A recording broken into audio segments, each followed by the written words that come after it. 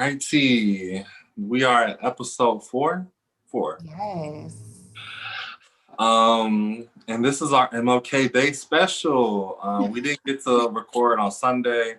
Just, life happens.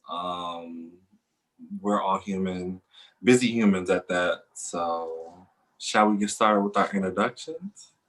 I think we should. Welcome, everybody. I am Dr. E. And I am Donald Coleman. And this is Unapologetic Conversations with the Colemans. Yes. I love that.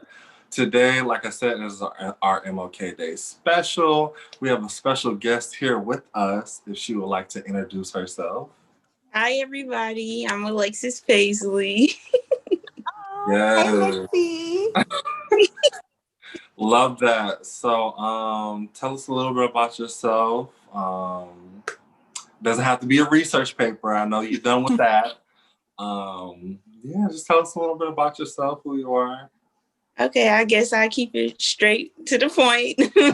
My name is Alexis Paisley. I'm Ebony, Dr. Coleman's younger sister. I just recently graduated from Oakland University. And I'm here to just share my thoughts and opinions about today's topic in celebration of MLK Day. Yes. Okay, alumni from Oakland University. Congratulations. Thank you. Mm-hmm. Yes. What did you get your degree in? Tell the audience. Health sciences. I know. And what do you plan on doing? Future plans? My future plans is to become a part of an accelerated nursing program. Awesome. Love that. Beauty and brains. Love that. Deadly combo, but we love it. All right. So I guess we will move on with today. Well, first, before we get into today's topic, let's start off with, I guess, your weekly enlightenment, sister. Yes. So as you guys remember, at the start of all of our shows, we were talking about doing our enlightenment of the week and our stone of the week. So for the last few episodes, I have been talking about Becoming by Michelle Obama, which was gifted to me by my sister Alexis for Christmas. But this week, I'm going to talk about continuation with your planners. So as everyone tunes in each week, I always talk about being an avid planner user and structuring my day-to-day activities based upon my planner. So every year I go to Target in January, the end of December, beginning of January, and I get me a planner. My favorite one that I like to use is the Day Designer. So they have multiple different types, but the Day Designer is my favorite. And what I do is at the beginning of each month, I go and I write out verbatim what are my main milestones that I want to hit throughout each day of each week. So I know it's really hard when you are first getting into being a planner structurer. And it's difficult to always go back and reflect on that planner. But as much as you obligate yourself to other people, as much as you have responsibilities and you show up for other people, you have to always remember to show up for yourself. So if you're having goals that you want to achieve throughout the year, the main reason I like to use the planner is because it helps you achieve your goals in small increments. It allows for you to look month by month what you need to do, and week by week, you're able to achieve that. So at the end of the 30 days of each month or 29 days of each month, you are able to look back and reflect on all of the things that you have achieved that month. And at the end of the year, it's going to be a beautiful thing to see how those small increments added up to something amazing. So my enlightenment of the week definitely would align back to just making sure at the beginning of each month, you are going in your planners and you are writing out what your milestones will be for each day of those weeks. And it doesn't have to be, today I'm going to ride my bike for 5 miles, or today I'm going to call all of my relatives. It doesn't have to be anything crazy. What you want it to be is just something that you know that you can do but procrastination keeps you from doing it. So make sure you write it out. And when you achieve it each day, I just put like a little check mark next to my milestone of that day. And then some days I go by and I don't actually achieve it. But what I do is I move that goal to the next day. And I make sure by the end of the week that I have checked mark all of the things of my milestones that I wanted to get accomplished for that week. And then at the end of that month, making sure that I never close out a month without checking off those milestones. So just be structured, be obligated to yourself, love on yourself, and know that whatever your goals are, you are able to achieve them. Just do it in small increments. And I have my right. Right. I think I probably have been in all of y'all heads, like get your planner, get your planner. Actually, speaking of planners, I'll get mine because I know I've been saying I wanted to get my planner, so I'm gonna bring it. Yes. Alexis, have you been using it? No, I need to write in it, but I haven't. It must have knew you was about to talk about it because Exactly.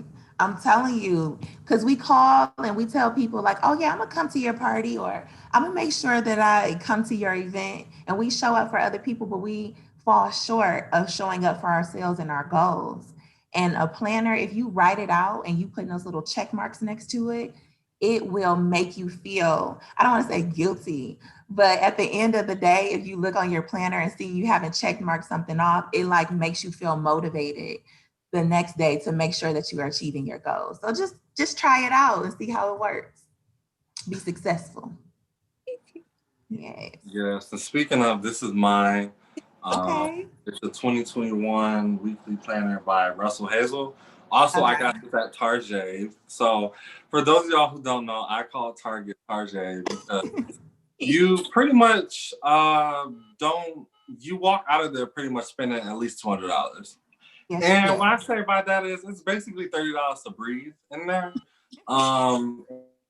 And whatever else, it's basically added up in taxes.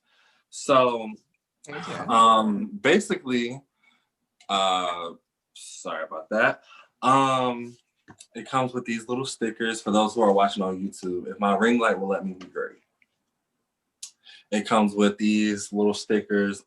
Basically, I put them on things like if I have an appointment or if I have like scheduled class time, I put them on there just to remind me, like, hey, I need to do this. And I'm not a huge planner. I'm not a planner guru, unlike my sister. I just started getting into physical planning because I know a lot of my classes this semester are online based, they're asynchronous. So they're pretty much self-paced in a way. So a lot of the work that I need to get done, I have to make sure I'm doing it on time, on a schedule. So that's why I have a physical planner. Nice. For all the college students out there, make sure y'all writing out your school schedules and putting that in your planner. So if you have an 8 o'clock class, you're putting that Monday through Tuesday or whatever those dates are, putting that in your planner and making sure that you are showing up not to the class, but showing up to be prepared, making sure when you do get to the class that you are ready for whatever those objectives are.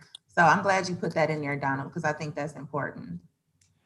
Yes, most definitely important. And I also use Google Calendar for school as well, just because a lot of my meetings with professors and stuff are on there. So definitely find out a system that works well for you, and just utilize it. Yeah, help you create your own schedule. Yes. Mm-hmm. Yes, coming from 3 college educated people, we literally tell you planning is important. It's important. So yeah, moving on from that, because we can talk about that all day. We are going to do Stone of the Week. And for those of you who are just tuning in, we are going to do Stone of the Week every week for each episode. So today's stone, for those of you who are looking at on YouTube, is a smoky quartz. I don't know if you can really see it that well. You can see it. It's just you can see a ring light in it a little bit. Yeah, because so the stone is translucent, so you can kind of see straight through it. Okay. Just because that's the coloration of the stone itself. Smoking quartz is very good if you like are in a high stress environment, or if you are in like difficult times, transitional periods. It's a good stone to have. Definitely, it's also a very good stone for manifestation. So if you're someone who likes to meditate or you do daily affirmations, definitely having that stone in your vicinity will definitely heighten those. So that is a very good stone to have. I know like a lot of people are kind of off put by the color of it because it's like dark and smoky and evil, but trust me, it's a very good stone to have. It's also very good if you are looking to open up your base chakra. That is a good stone to have as well. And for anyone that may have missed these tips or tuned in late and or don't have a pen or paper to write them down, make sure that you check us out on our Instagram, which is unapologetically_Coleman.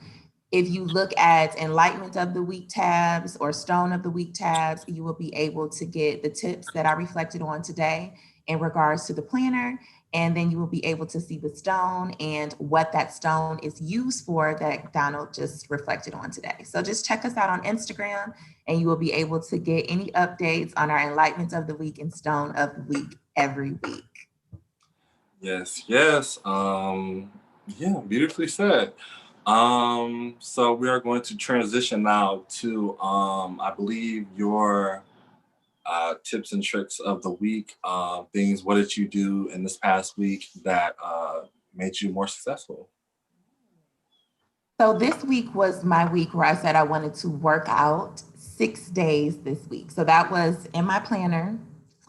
I wrote it out and I'm not gonna lie to y'all. Like by the time Wednesday strolled around, I was like, I can't do it. Like I cannot do it. But honestly, I stay obligated to myself. I meal prepped all week. I made sure when I got up in the morning, I did my daily affirmations.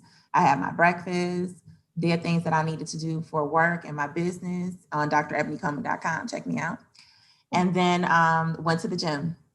And not every day that I went to the gym was it like a hardcore powered workout, but just going into the gym allowed for me to be like, okay, I'm here. So at least do something. So Monday, Tuesday, and Wednesday, I did run my 3 miles. And then the last, what was it? Thursday, Friday, and Saturday, I just went into the gym and I did like light core power workouts. I did just legs and then always end in the sauna for me. So it just allowed for me this week to see that once again, whenever I align something, I write it down, it can come to fruition. So my tools and techniques for you guys is if you're putting your mind to something, just make sure that yes, you have it in your thought process to do it, but make sure you're actually executing it. Never let procrastination or excuses be the reason why you don't do something. There are a million excuses that I could have told myself and validated and justified by not going to the gym. Oh, I'm too tired. My workload is crazy. It's raining today or it's cold out. But if you continuously become an excuse teller, then you will always reflect on what you could have done instead of actually doing it. So this week, I would say I was a doer. And my tools and techniques that I did this week was just staying obligated to the goals that I said that I wanted to achieve. And it wasn't anything big, guys. It was as small as working out 6 days a week this week. But that's something I wanted to do for Ebony. And I did not allow anything to take me away from it. Okay. Right, look at that.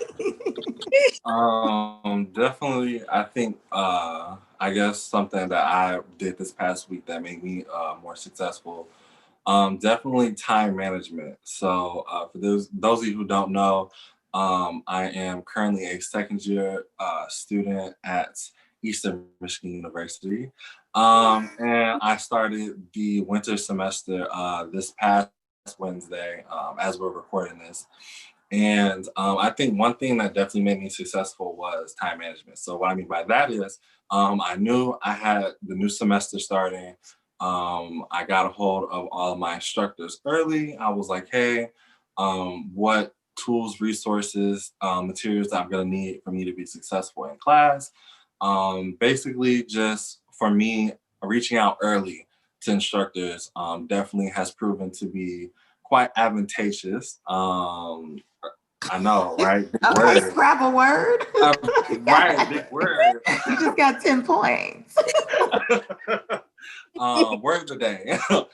And so definitely reaching out, getting those times and dates for assignments, projects, any exams coming up this semester.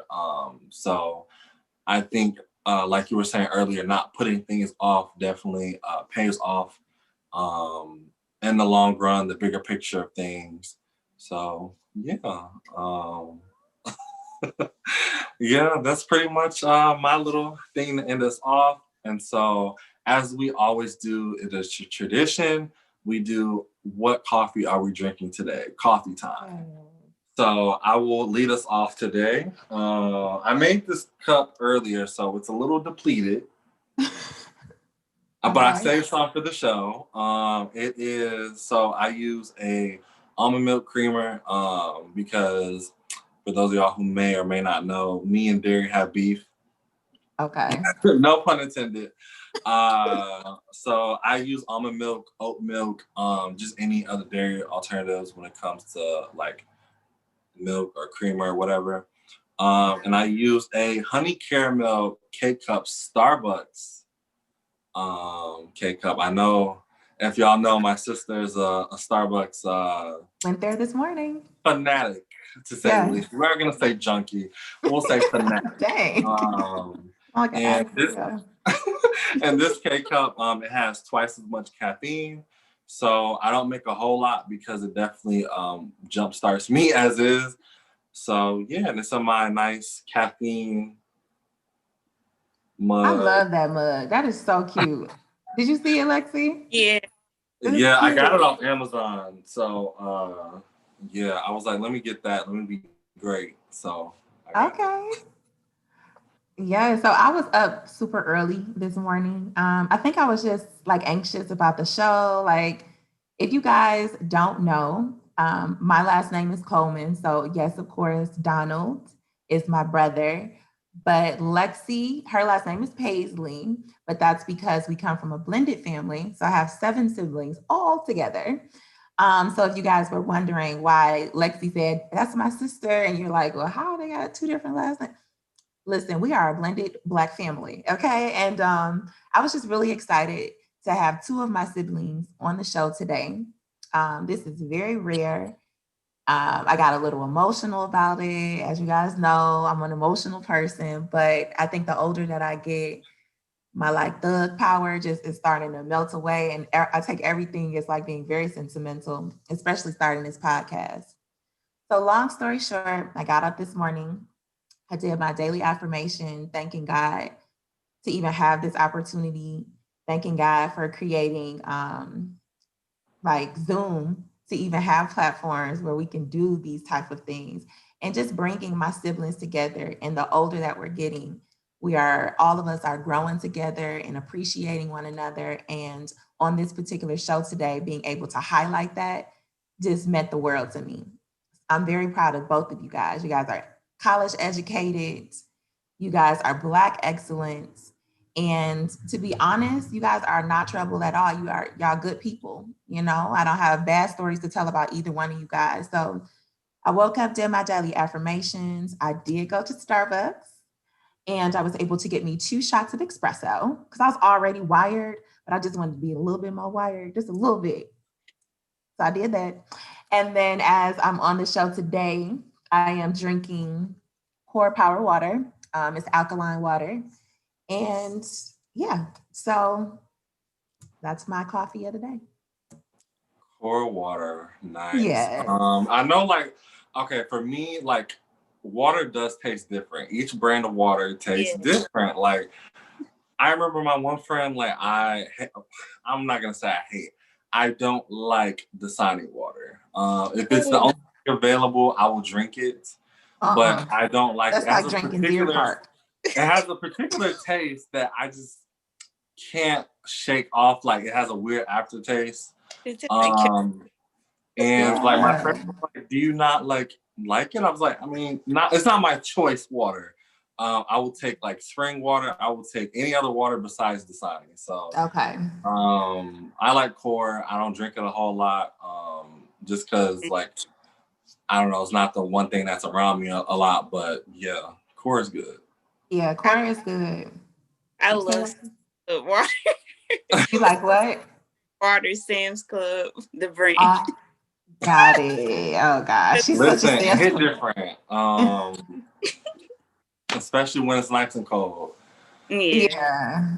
The higher the So pH level, the better it tastes. So my yeah. coffee is water. I don't like coffee. No. You like tea Yeah. though. Yeah, I like tea. I mean, What's your favorite kind of tea? ginger. That's Ginger is just strong for me. I green. love it. Y'all built different. I can't. I like if I'm having trouble sleeping, I like chamomile, like honey chamomile. Mhm. But I like I'm just starting to get into like Earl Grey. Okay. Like what is it? Irish breakfast, Irish morning coffee. Yeah. If I I'm think it's saying it like the wrong. English breakfast English, coffee. yeah, English breakfast. I like that because it has enough caffeine to get you started, but it's Yeah. not enough to where okay, you're gonna be jittering, throwing off the walls like you do coffee. So Hmm. yeah, that's what those are my teas of choice. Yeah. So getting into today's topic, I would like to put out there a warning, spoilers, upcoming spoilers for the show, Dear White People. If you have not watched the show, I would recommend you pause right here, come back to this episode when you have watched it, and you can have your thoughts and viewpoints on the show.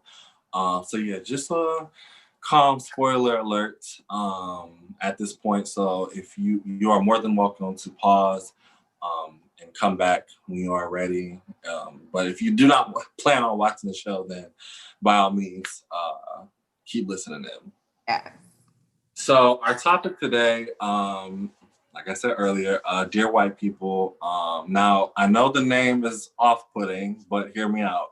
So the show features, it's centered around Black students who attend an Ivy League. Time of the show, I believe, is set between the years of 2016 to 2018. So not as relevant, but relevant enough for the sake of this episode. So yeah, this is a satire. So if you're not a fan of satirical shows, movies, I wouldn't recommend. There's definitely heavy themes of satire. So yeah, and that's not everyone's cup of tea. So yeah, we are just gonna get started today. We're gonna have some prompts. So I guess our first prompt we can get into is who is your favorite character and why do you relate to their storyline? Yes or no? And if yes, how come? So I guess I'll go first since I'm a fanatic. If y'all don't know, I love that show. I put these two hits to the show. Yes, you did. So I'll start off. I think my favorite character would have to be. I like Sam, and a lot of people don't really care for the character. I like Sam because I think her throughout her time in the show, she's trying to find herself, and she's heavily involved in the campus BSU. She does a lot of political activism work, which I can appreciate about the character, and I think I liked her character definitely as you continue watching throughout the seasons. She's just grown into her own self, her own inner identity, how the world sees her, how she sees herself. And yeah, that's why I really like her. I think I can't really relate to her storyline per se. There are themes and elements like finding oneself that I appreciate, but her in this case, because she is mixed, so her father in the show is white and her mother is black. Um, So yeah, that the show pretty much revolves around her just trying to work through her identity. Where does she fit in society and in the world? So yeah, anyone is welcome to go next. No particular Like, order. I'm gonna go ahead and pitch it to you. I like Sam as well, but I don't know if I would say she's my favorite character. I actually don't know if I have a favorite character. I think everybody brings in a different type of twist to the story, and everybody shows a different light and different messages within the show. But I do like Sam. She brings awareness to different problems that's going on within the campus, and she's bringing everybody together to work as a community. She may not get along with everyone, but she still makes an effort to just talk to everyone and get them on the same page with one another. And I like that about her. Yeah. But I can't decide just yet because I had to tell everyone that I only watched one season so far. But I in a but I would like to see how the show carries on and see if I end up having a favorite character. But I like everybody has a different something different that they bring towards for the show.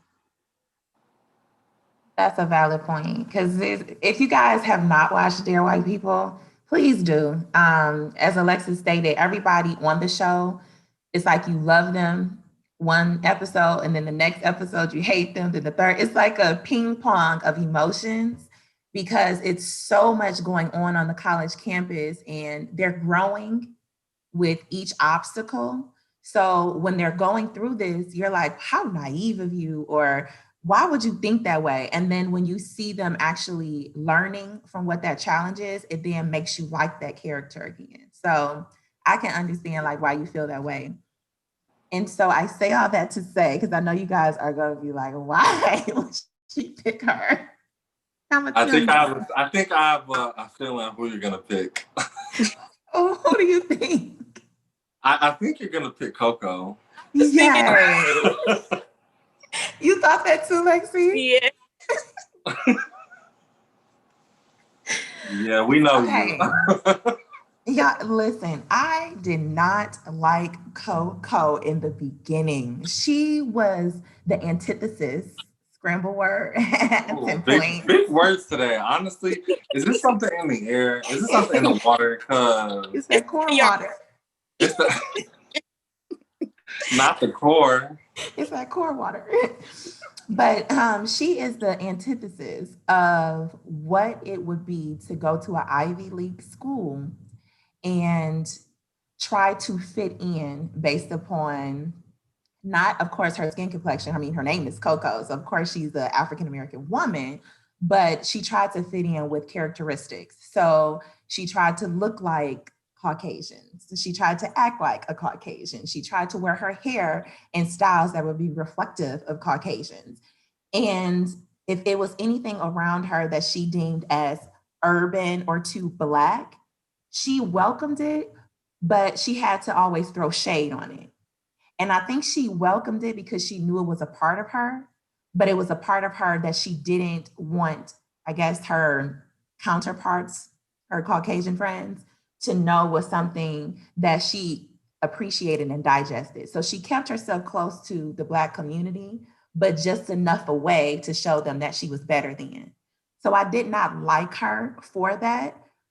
But then when I sat down and I reflected on how people over the years have looked at me or told me how they felt about me, I could understand why she was around the Black community, but didn't feel like she was a part of the Black community or accepted in the Black community. So if you guys don't know, I'm from 7 Mile in Buffalo in Detroit. We later moved on to Romulus. So that's where I went to a little bit of elementary, middle school, and then high school in Romulus.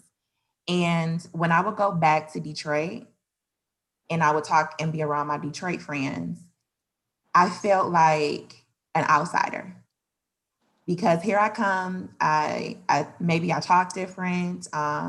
my life experiences is different because then I was living in the suburb. If you guys don't know, Romulus, Michigan is considered the suburbs. And so when I was around my urban, quote unquote, air quotes for people that's not watching, when I was around my inner city friends, they were like, "Oh, Ebony, you talk like a white girl," or "Oh, Ebony, why you walk like that? You so bougie."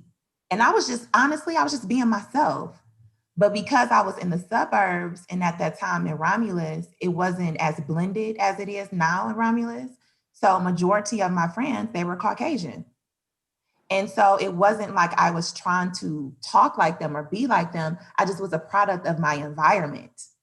And my environment was that way. But when I went around my other friends in the inner city, they took it as I was trying to be something different. So I looked at Coco, going back to Dear White People, as maybe that type of person because I know what it feels like to want to be in the Black community and be a part of what your heritage, your culture is. But then when you try to enmesh in it, people are saying that you are not that. And then so you push it away because you feel like, okay, if you don't want to accept me, I'm gonna show you I'm everything that you said I am. I'm gonna act bougie. I'm gonna have my white friends. I'm gonna have my voice that's Caucasian. I'm going to do all of that because when I try to be accepted by my Black counterparts, they push me away. So I know it's long, but one other element I want to add to why I say I like Coco is because I've been reading the Michelle Obama book, Becoming, and she talked about that. She said she grew up in Chicago, and because her family was well educated and because they required her to speak a certain way and hold herself a certain way, when she went around certain family members on the south side of Chicago, they were like, "Oh, you act like a white girl," or "The way you talk, you think you're better than." And she said for a long time, that made her feel ashamed of who she was, or she would try to change her vernacular when she would be around them.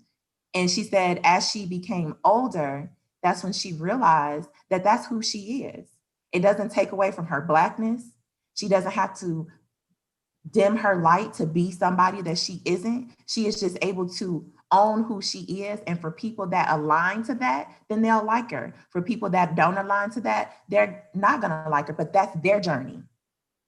And if you guys watch the show, another spoiler alert, Coco, towards the end, she's becoming who she is innately, meaning like she doesn't feel like she needs to wear the weaves and she doesn't feel like she needs to push away her Black heritage.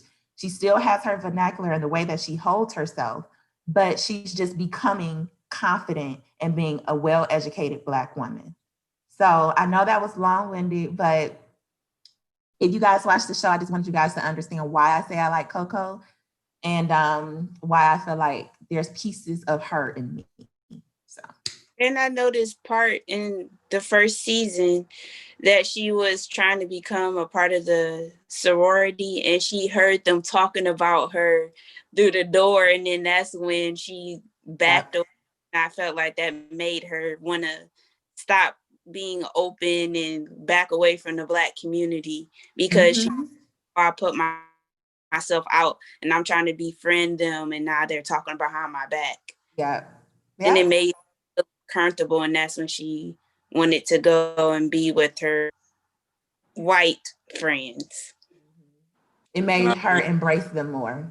I think the show does a really good job of emphasizing that. And also, they do a really good job of just the theme. The overall theme is these are, Black students attending an Ivy League college, right? So, of course, they're in school, but they're growing, right? And I think over the course of these seasons, and also I love that each episode centers around a specific character. So for those of you who don't watch the show, each episode is tailored to a specific character in that episode. So the episode is viewed in their lens, right? So how whatever obstacle that episode or that storyline may entail, each episode views it in the lens of that character. So, for example, a show like the it may have been covering a certain topic, but it may have been viewed in the eyes of Coco or Sam or Troy.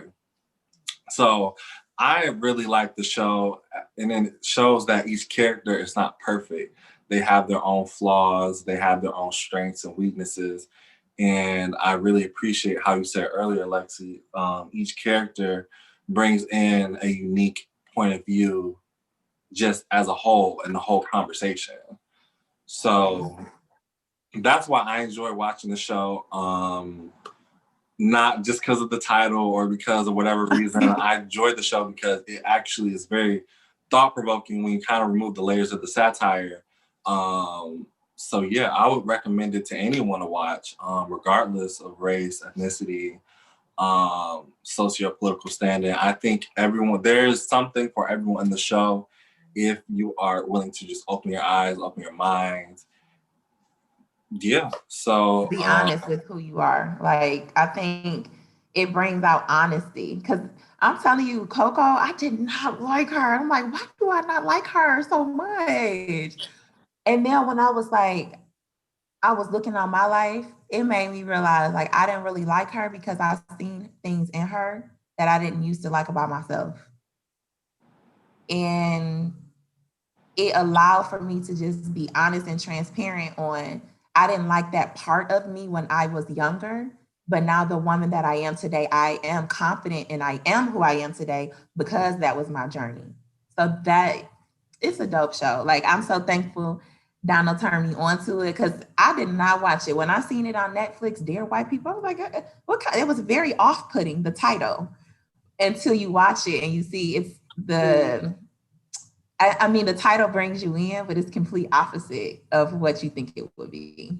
And back to and I like how they show the background story of them, because it helps you understand their character and why they act. Yeah. Everybody's background story to that put them in the place that they are today. So true. Yeah, and that's another, I totally have forgot about that. Yeah, so each character, the more you watch the show, the more you're exposed to their background, their upbringing, and it ties into past and present, right? So how the characters were, maybe in high school or middle school or growing up, like in their families. Like I know Sam, and the more you watch the seasons, the more you get a look into her background and her upcomings and where she grew up. Just like with Coco, Coco came from a single parent household, and her mother, working mother, put her through private school, put her through all this education. And Coco, I think, like, I don't know how far you've gotten into it, dear sister, but once you get into like season 2 and 3, you explore more about Coco's personality, because she doesn't let that define who she is. Mm-hmm. She did grow up, with these setbacks and obstacles, but she overcame and she started to become Coco. See, you got me saying become. I fucked you, but no, she's genuinely, all these characters in their own right are becoming of themselves. They are. Through each episode and each season, they grow and they overcome an episode, or not episode, I'm sorry, they overcome an obstacle. And, when the next one comes, they overcome it and they become better people. Exactly. And I like how the show definitely is fluidity as far as like, the characters' thought processes and their opinions, because it reflects in real life how when you're in college, you aren't the same person when you came in freshman year, and you won't be the same person when you come out your senior year or your graduating year. And that's what I appreciate about the show is each episode, the characters are so fluid. Like there's no real predictability in them. Like how a character may behave in one episode may be completely different on how they portray themselves towards the season finale. So I do give the show brownie points for the realistic attributes that it has. So I know that was a lot, and it was definitely long-winded. So moving on to our second prompt. What is or I can kind of continue off what I was saying earlier. What's your favorite thing about the show, and what's your least favorite thing about the show? And if you were a writer / director on the show, what would you change? So definitely, like I was saying earlier, I like the show's realism. It definitely reflects life, and it reflects how we change and we evolve. And you know what we're saying now, our opinions now could be different a year from now, 2 years from now, 5 years from now. And I like how the show allows these characters to grow. Because a lot of shows, you know, a lot of college themed shows or whatever, they don't really depict that we're allowed to change and we're allowed to grow, because that's what makes us human, right? You know, our feelings, our thoughts, our emotions, that what makes us us. So that's what I like about the show. And I like that the characters, you can kind of see yourself in bits and pieces of the characters. You know what I mean? Like Joelle, I see pieces of myself in Lionel and Sam, you know, and Reggie, you know. So that's what my likes about the show are. I think one thing I would probably change, that's kind of hard. Not much. I mean, I really like the show. I like it, I don't know. I think I will pass on the second one. If anyone would like to step up with their thoughts and opinions, because I really need to think about that. There's not much I can think off the top of my head that I would change about the show. I think the show, I mean, in the beginning, I thought some of the stuff was a little cheesy and corny, but I've sooner realized that a lot of that's later on in future episodes. So, yeah, if anyone would like to go up next. I was thinking the same thing. I can't think of nothing that I would want to change. Maybe I would have to watch the second and third season. Maybe that would change. But so far, it's nothing that I would change. I'm just going with the flow of the show, seeing what's happening and everything. But when you said realistic, that's the thing that was resonating with me, because I feel like the show is really realistic. They're not just, this happened, everybody gets along. Oh, it's no problems. The communities, the white and Black community blend so well together. The white community respects the Black community. Every single person understands what the Black community goes and faces in predominantly white colleges. I like that realistic aspect of it. And not only does it touch on the problems that the Black community faces within colleges and just life in general, they also touch base on the personal stuff that each character has to go through within life, and everybody can resonate with that. Factual. I feel like what I'm gonna say might be a little controversial. Oh Lord, do you need a second to simmer? I'm still gonna say it because it's called Unapologetically. Oh, so God. I'm scared. I like Sam. I like that Sam is a part of the show. I think she's necessary. However, I just feel when you have a show titled Dear White People, I would like to have seen the lead character be done by someone that is reflective of, I'm trying to think of the right words to say this. I don't want to sound like a colorist. I don't want to sound like this is coming from a negative place, but I just want to be real about the fact that in the Black community, color is such a big thing amongst us. It's like, oh, you light skinned, or oh, you're dark skinned. And really other races, they see us as Black, like you're Black. It doesn't matter if you're light or dark, you're Black. But in the Black community, it's such a big thing. And I would have liked to see the lead character be someone of a darker skin complexion. Because when we wake up in the morning, especially me, Like you guys can see complexion. I don't have a choice to wake up and be like, oh, today I'm going to embrace the white side of me, or oh, today I'm going to embrace the black side of me. Every day I wake up in this black body. And how people see me, they see me as a black woman in or out of my community. And I just want, because the show is so real, it's so real, it's so good, so juicy. I just would have wanted people to be able to see when you are of a skin complexion where you don't get to choose, how the world responds to you. They're not so receptive in certain things that Sam does, in certain interactions I feel like she has within the white community. I feel like some of those interactions are forced because she wants them to see her as a black woman, versus a person like me or a person like Lexi or a person like you, Donald.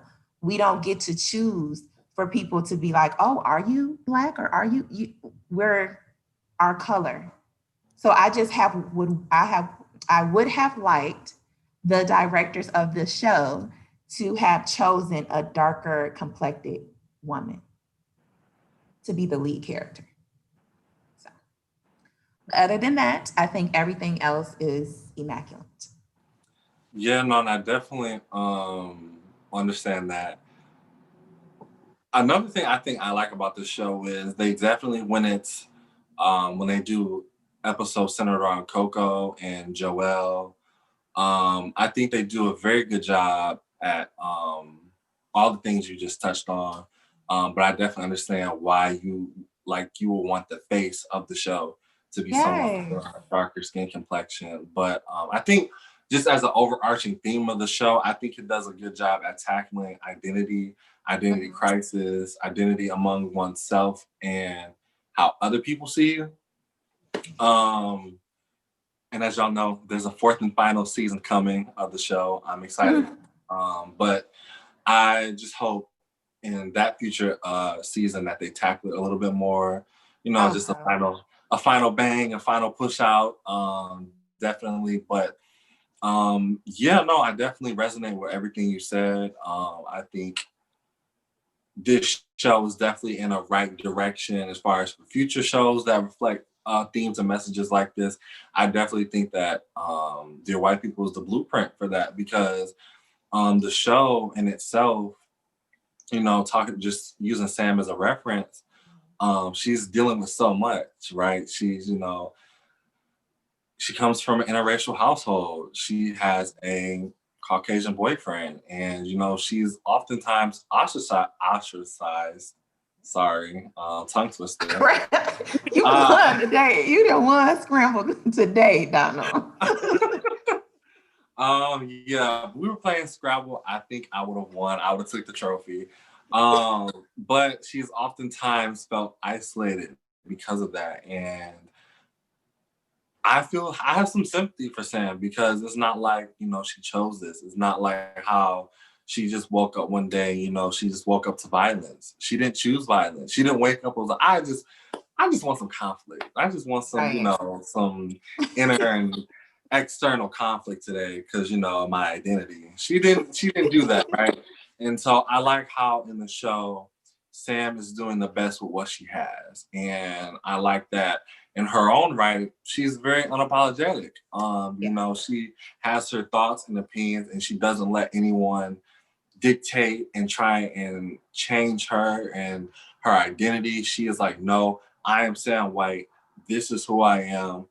Deal with it. And even with all the other characters like Coco, she's unapologetic. Joelle in her own right. And that's what I appreciate about the show is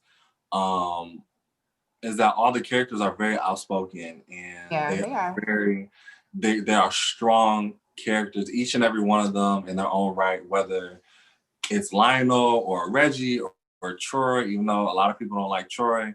But, if you watch the show, you understand Troy has made some problematic choices in his life, to say the least.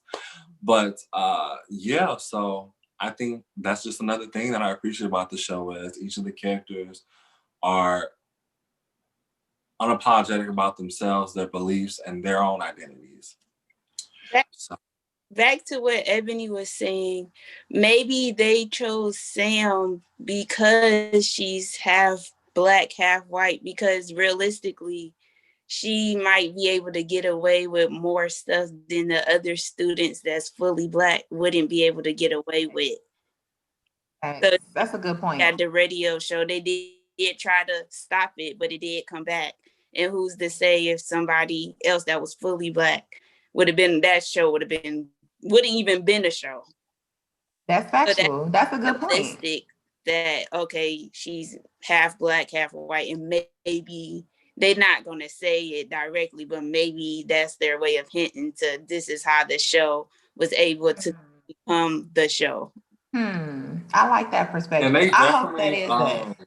they don't really, so they don't call it out, but I know in the episode, like when Sam has like Coco on there, like in one interview she did with Coco, I know Coco kind of called her out on that, but I mean, realistically, on any college campus, I don't think they would allow a talk show called Dear White People to be aired. Definitely, that is the fiction, that is the make-believe, the fake. I don't think any reputable university would allow that. But I get what you mean, Lexi. Definitely, you know, and that's just a sad reality, you know, of people who are like Sam, you know. And I think another thing that I like about her is throughout the show, she definitely kind of realizes that, okay, I do kind of have some benefits and perks to this, you know what I mean? So, but I like how she doesn't abuse that. She slowly starts to become aware to it. And I think awareness is a very huge part in anything. I think once you become aware, that's the first step into acknowledging what the issue is and how to move forward with it and how to move on in a productive way. So I think that's a good thing that the show does for her character. Oof, I feel like I'm on the reel at this point. At this point, if you are watching this and you're on the reel or the View, contact me, contact us. You know, our emails in the book. I was about to say, contact all three of us. Right at this point, any news networks watching, you want to pick us up? Just throwing that out there. But moving on to our third prompt. Moving back to what I was saying, first of all, I think, like I said, I don't think there's anything I would change about the show. I like the show as it is. I watched all 3 seasons, and I honestly think that each episode was created immaculate, chef's kiss. Definitely 10 out of 10. There are some things, you know, small, I guess, theatrical things that I would change, but nothing, like I don't have any major complaints. I think the show was well crafted, well thought out.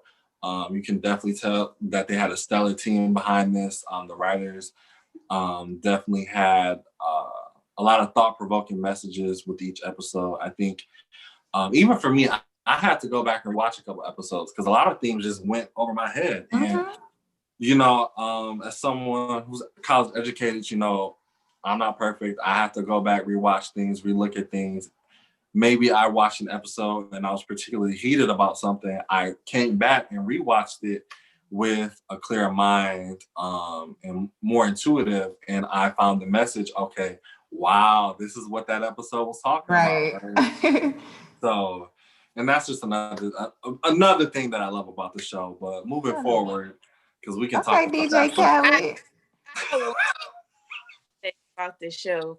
Kudos to everyone that was a part of producing the show and creating it, because this is a touchy subject to even talk about, and to create a whole show that's, you said they making another season, 4 seasons long. So at least you brought that up.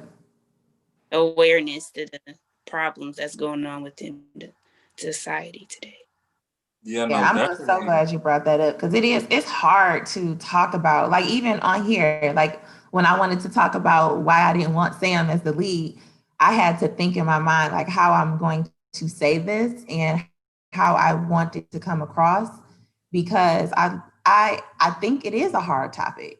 It's a very hard topic, even like in the workplace to talk about it, in the family to talk about it. But like you said, to create a whole show where the world is going to see it and judge you, you're right. Shouts out to the writers and producers of the show and to the characters, because to be able to play these roles the way that they play them, the mental anguish that they probably had to go through, and how some episodes might have triggered past trauma for them. I just think that they did very well.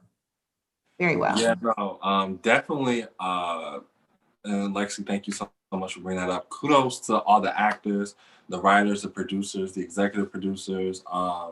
If you were a part of that project, you did it like just chef's kiss, because I think just to tackle that conversation, just in regular everyday life, like even on the show, like Emily said, we definitely curate and we're very careful on how we word things, because on this show, and we'll say it again, this show, we talk about it with love, with intention, with not purpose. We're not trying to hurt anyone. We're not trying to harm anyone. This is definitely a safe space for all topics, conversation, and our audience. We love you guys no matter what your ethnicity, race, socio-political standing, whatever the case may be. Definitely,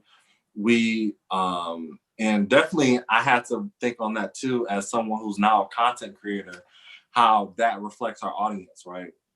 And I want to make content just like you that is catered to everyone, because I think in this day and age, it's so important that we're moving towards an era of inclusivity, right? We want everyone to feel welcome.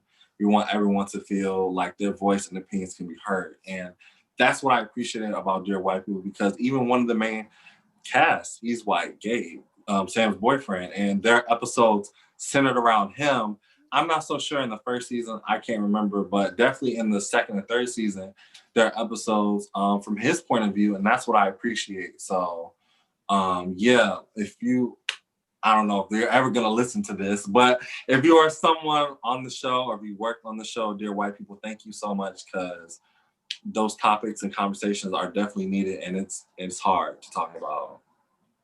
You just talked about manifesting. We're going to say that they're going to listen to the show. And when they listen to the show, shouts out, because you guys did a great job.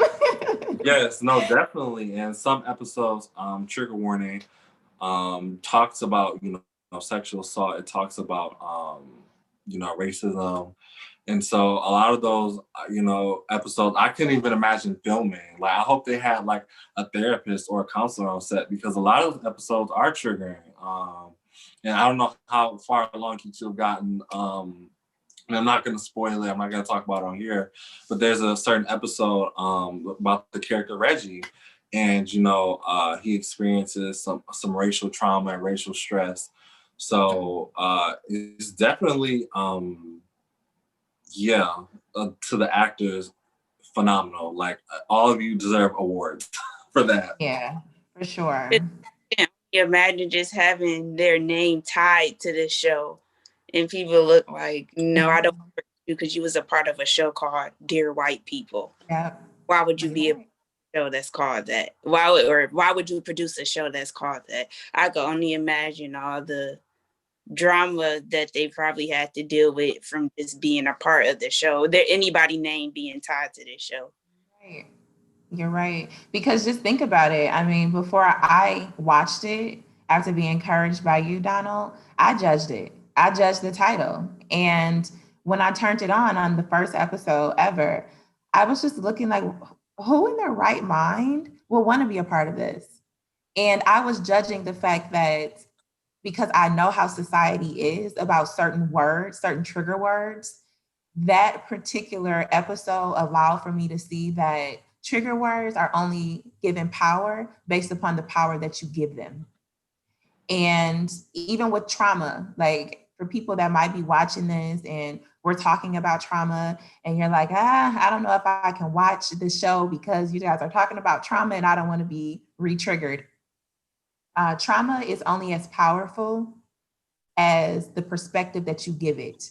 So if you are out there in the world and you may have went through traumatic issues, whether it was race, whether it was people judging you on your color, whether it was people judging you about how you carry yourself, you have to change the perspective of that being trauma to the fact of a healing thought process, and realizing that everything that happened to you is aligned to your strength, your confidence, and your self-awareness now.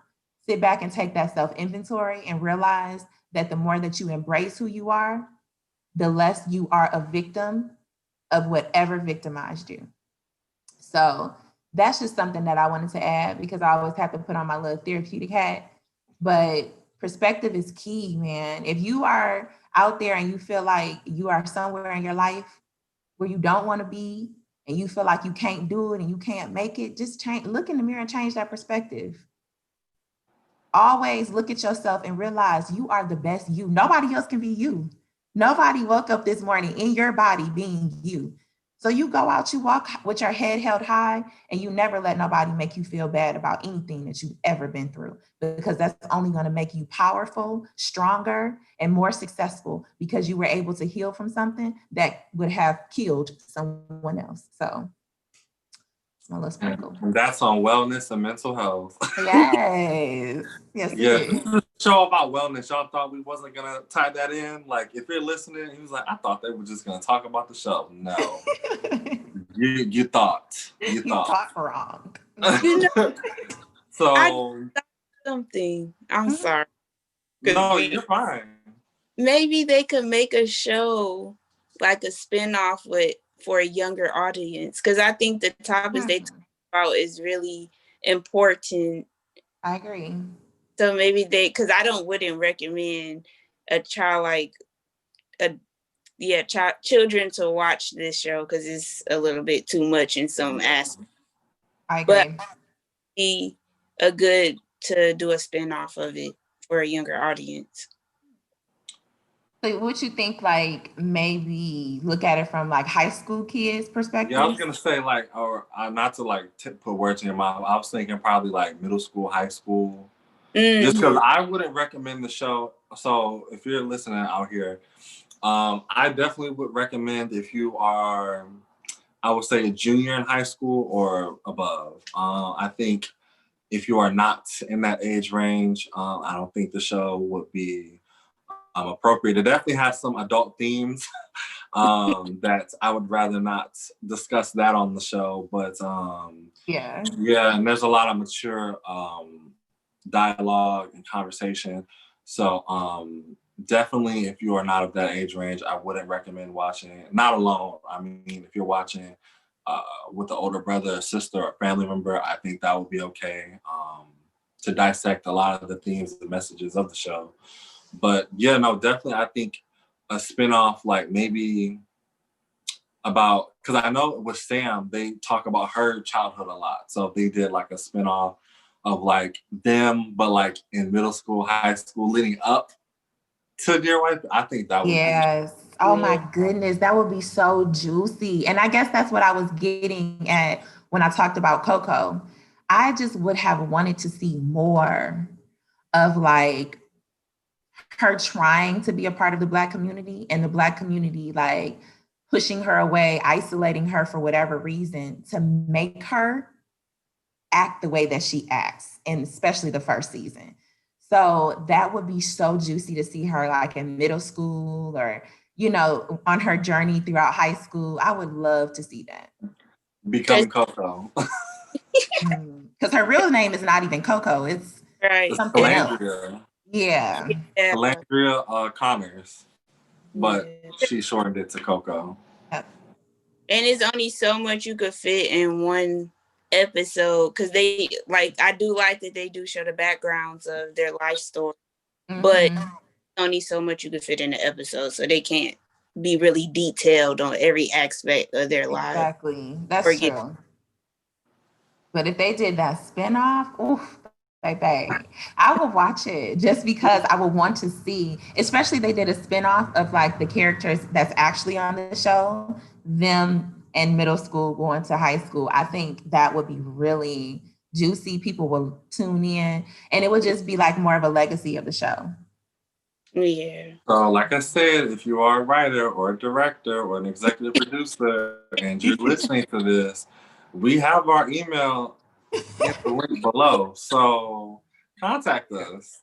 Business opportunities. Because if I turn on Dear White People spinoff and I didn't get no recommendations. 22. Listen, all I'm gonna say is cut that check, okay? Send it. Matter of fact, I want direct deposit. Me Direct deposit. too. Me too. Right? Because I don't trust checks, so I want that direct deposit. For sure. I agree. So, moving on to our third and last prompt. Would you okay, so what do you rate the show? And would you recommend it to a friend or family member? Yes or no? Yes, why? No, why? So give reasoning to your answer. I think I'll go first, just because I'm the OG over here. I've seen all the episodes, all the seasons. Oh, gee. Okay, now. So I'll call myself an expert for this episode. I think I would rate the show 9.5 out of 10. And the reason why, I know all y'all like, but you give it high praises.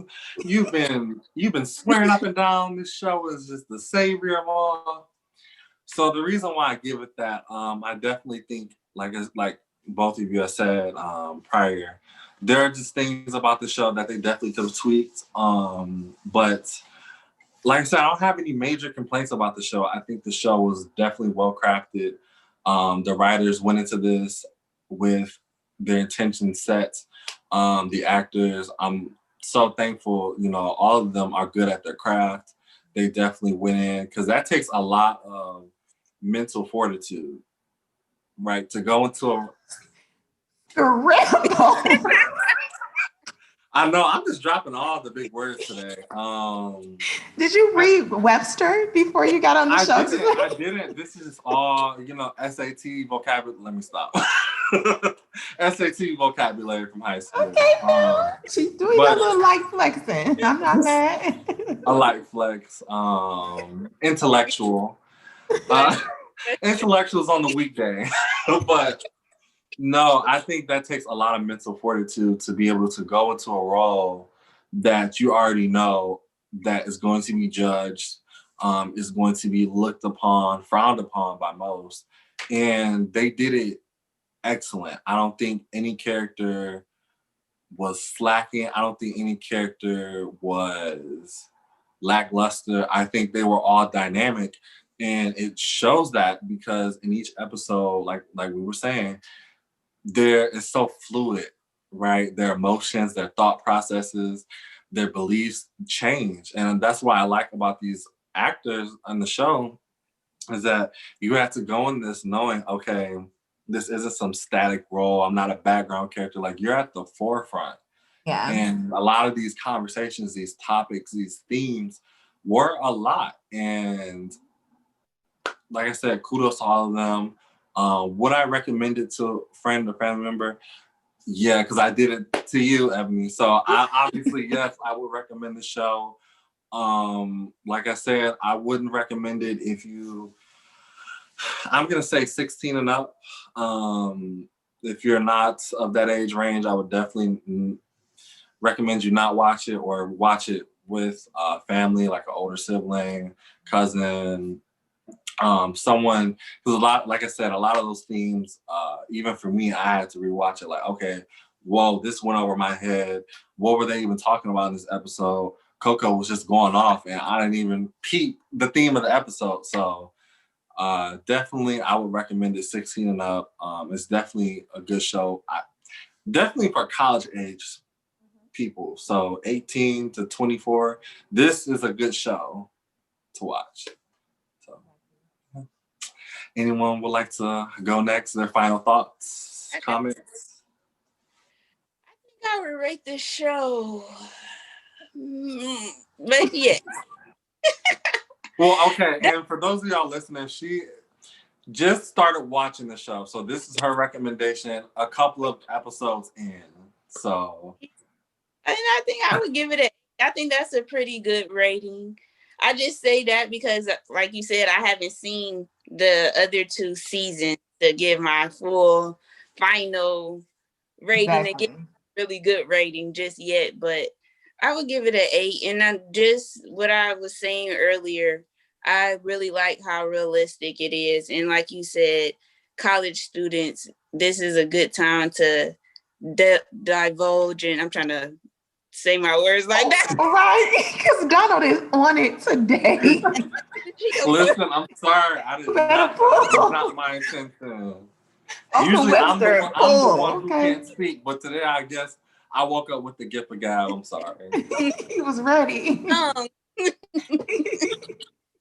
But yeah, I would really recommend this right now for college students because there's going to be situations that you encounter that the show touches on, and maybe it could help you like, oh, okay, maybe I could respond to this situation like this, or maybe I wouldn't respond to this situation like that. Or you could be like, oh, I remember being in a situation like this, and reflect on how you handled the situation or whatever the case may be. But I would definitely recommend it to college age students, but anybody of any age. I mean, no, not any age, like you said, 16 and older, but like adults. I'm not saying you have to be a college student to watch this, or oh, this show is only good for college students. But so that's the main group of people that I would stress it to. But yeah, I like the show so far. Ebony. Hey y'all. No, I think for me, I would probably rate it a 7. I was thinking about doing a 7.5, but maybe the more and more as I watch more episodes and I'm able to dial in on different aspects, it might go to a 7.5. But right now, I'm just going to give it lucky number 7. And I say that based upon my perspective of Sam. I hear you guys, but I just would have liked to see a more melanated queen, a more melanated queen. Sam is a queen and she is melanated in her own right. But I would have liked to see more of a melanated individual play her role, because that role is so prominent. It's threaded through every episode, even if it's not centered around Sam, she in that way has a leadership role in that episode. So, but that's just my perspective. I still recommend anybody, like Lexi said, 16 and up to watch it. If you are going through self-identity issues and you are in that age group, I think that show is perfect to process. However, if you are still having any anxiety around your self-identity, please reach out to a wellness coach, a therapist, a psychologist, someone that can assist you on that journey, because your identity at the end of the day is built upon you, your perspective, and how you interact your perspective in this world. So that's one thing that'll never change. So the more and more that you make your self-identity a healthy one, then you will be able to have healthy rapport, not only with other people, but a healthy rapport with yourself. So get into some type of counseling, coaching. And if you guys are looking for a wellness coach, check me out on drebonycoleman.com. I do mentorship opportunities as well as coaching and consulting. Yes, just a shameless plug. Wouldn't be an episode without one, but yeah, just going into wrapping up, I definitely think this show, like I said, 16 and up, is definitely a good age range. There's a lot of hidden gems, a lot of hidden cookies in the show. So you may have to watch an episode once or twice more. Don't be ashamed if you have to. Doesn't mean you're any less intelligent. It just, those writers, man, they knew what they was doing. I mean, they drop things in there, on purpose to get, the audience to think, to open up different avenues of thought processes. So that's what I appreciate about the show. Definitely, it talks about Black mental health, Black wellness in the show as well. Like I said, I've watched it also. There are certain episodes they do touch on that. So I will see if y'all guys will want me to. I'll link those certain episodes in the description. I wouldn't recommend jumping around too much because then you won't. If you really invested in watching the show, I would recommend starting from the very beginning. But if you guys are just interested in those specific episodes, I will put the description, like the episode titles and what season they are. But yeah, this show is on Netflix. So if you guys don't have a Netflix subscription, you can't watch it legally. So yeah. Yeah, any final thoughts, comments? Yeah. Thank you, Comans, for having me. I really appreciate it. I like the way you said that. Thank you. You are our first official guest on the Unapologetic Conversations with the Coleman. So that's an honor, darling. Yes, we are so thankful that you made time out of your schedule to be here. Definitely, we understand. Even to the audience, y'all, we have scheduling issues as well. So definitely, we appreciate that you were able to just be here with us today. We appreciate your voice, your thoughts and opinions. They're definitely always valid. Are you thinking about being another guest on our show? Final question. Yes, just let me. Okay. Okay, we may have secured a permanent guest, y'all. I think we earned this one in the bag.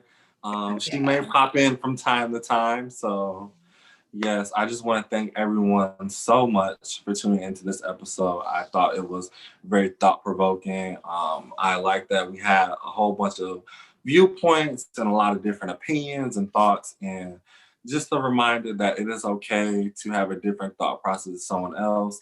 That is what makes us human.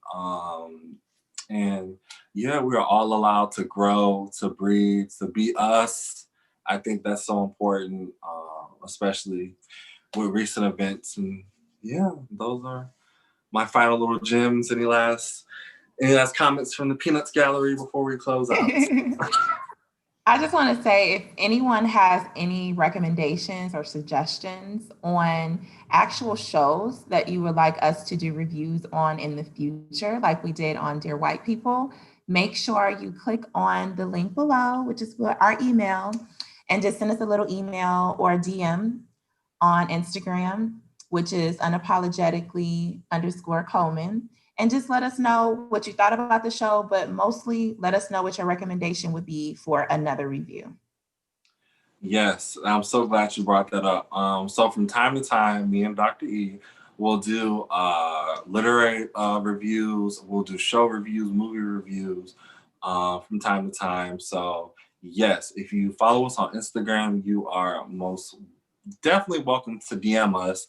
Also, our email, we will link that in the description box below.